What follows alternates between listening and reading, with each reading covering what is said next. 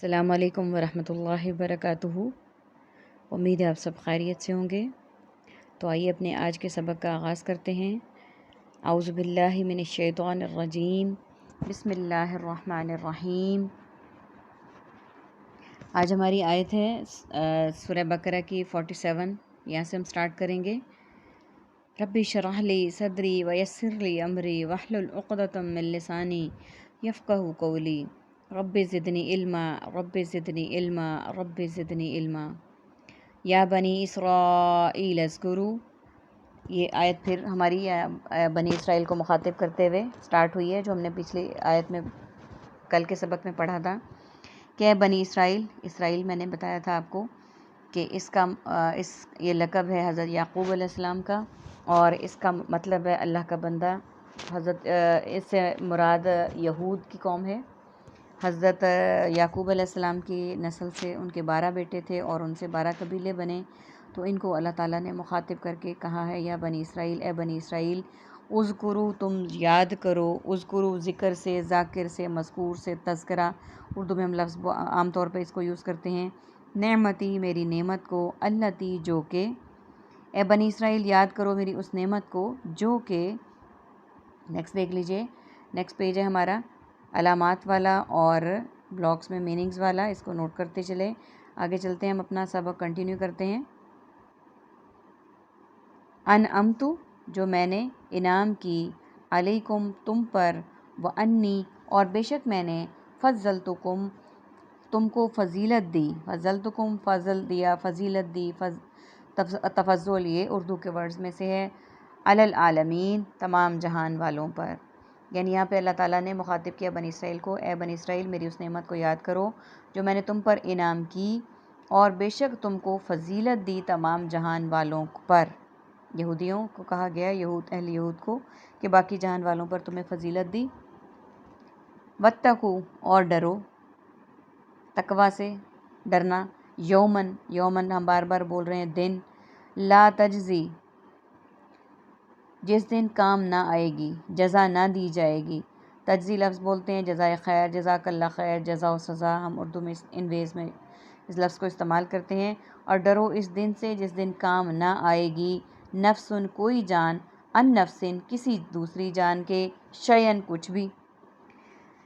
یعنی اللہ تعالیٰ نے واضح الفاظ میں فرما دیا کہ تم ڈرو اس دن سے، یعنی قیامت کا دن مراد ہے، جس دن کوئی جان، یعنی کوئی بھی انسان دوسرے کے کسی طریقے سے بھی کوئی کام نہیں آئے گا، ولا یقبل، اور نہ قبول کی جائے گی، منہا، اس سے، شفاعتن، کوئی سفارش، یعنی جس دن کوئی جان کسی کے کام بھی نہیں آئے گی اور نہ کسی کی سفارش قبول کی جائے گی، کیونکہ ہر بندے کو اپنی پڑی ہوگی، نفسی نفسی ہر بندہ پکار رہا ہوگا، نہ کسی کی اتنی ہمت ہوگی، نہ کسی کو اجازت ہوگی کہ کوئی کسی کے کام آ سکے، اور نہ کوئی کسی کی سفارش کر سکے گا۔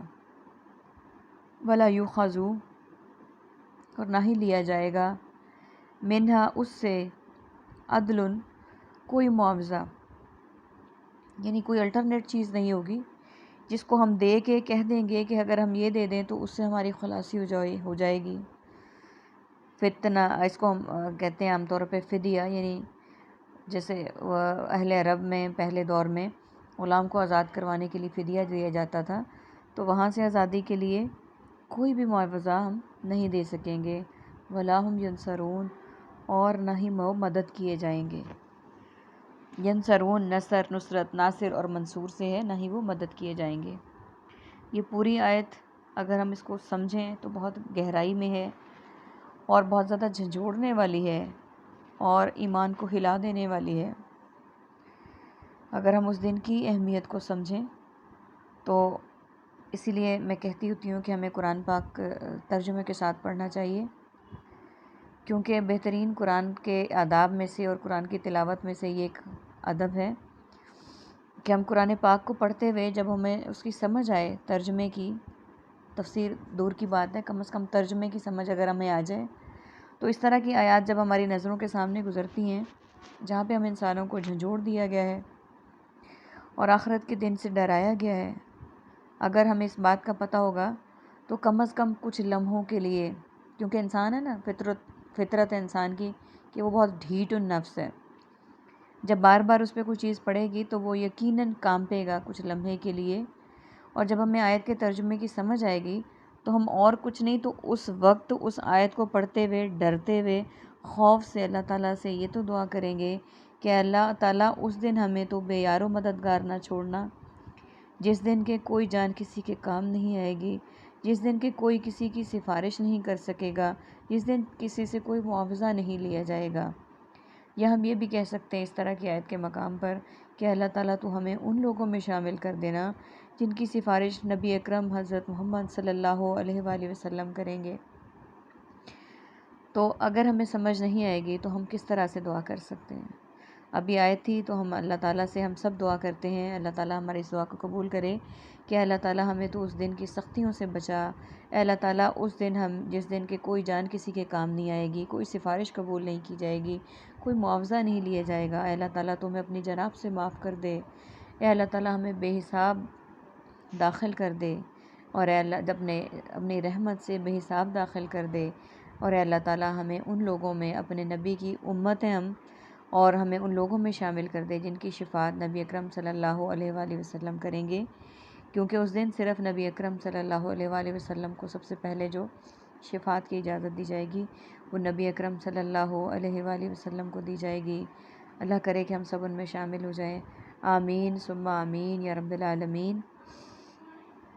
وَإِذْ اور جب نجیناکم ہم نے نجات دی تم کو، نجیناکم نجات فرقہ ناجیہ، فرقہ کا نام ہے یہ، نجات دی کس سے؟ من آل فرعون، تم کو آل فرعون سے، یسومونکم وہ تمہیں پہنچاتے تھے.